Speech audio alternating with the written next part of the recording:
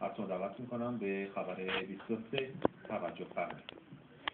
استانداری خراسان رضوی با صدور اطلاعیه اعلام کرد به سبب بارش برف و بروزش هوا و لغزندگی سطح معابر همه مدارس مقطع ابتدایی و کلیه مقاطع استثنایی در سراسر استان خراسان رضوی در نوبت صبح و بعد از ظهر فردا دوشنبه 24 دی ماه تعطیل است.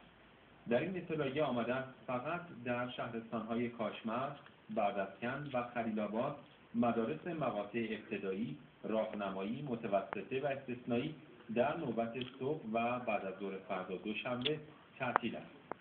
روابط عمومی آموزش و پرورش خراسان رضوی هم اعلام کرد امتحانات نهایی سال سوم متوسطه در کلیه رشته‌ها و امتحانات نهایی فاقدان دیپلم و امتحان هماهنگ عملی کار و دانش در روز دوشنبه 24/10/86 لغو است.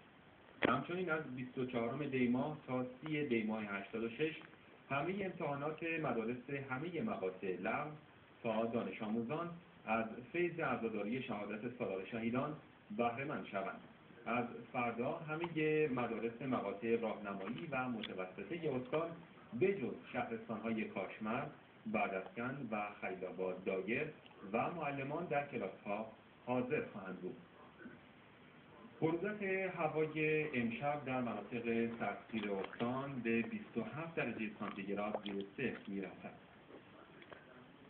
پیش‌بینی هوا برای دمای هوا برای امشب منفی 19 درجه هست برای مشهد و برای فردا شب هم همین شکل و سرترین نقطه دیشب اوچان با منفی 24 درجه و پیش بینی می‌کنیم شب‌های آینده دما بیشتر کاهش پیدا کنه و سرترین نقاط و مناطق کوهستانی تا منفی 27 درجه هم افت دما رو داشته باشن.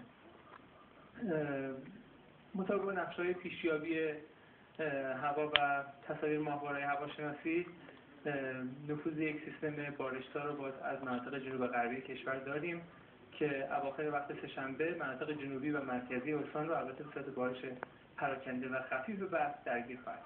بیشترین مقدار ارتفاع برفمون از شهرستان فریمان گزارش شده با 20 سانتی متر برف و کمترینش سبزوار با 1 سانتی متر برف گزارش شده.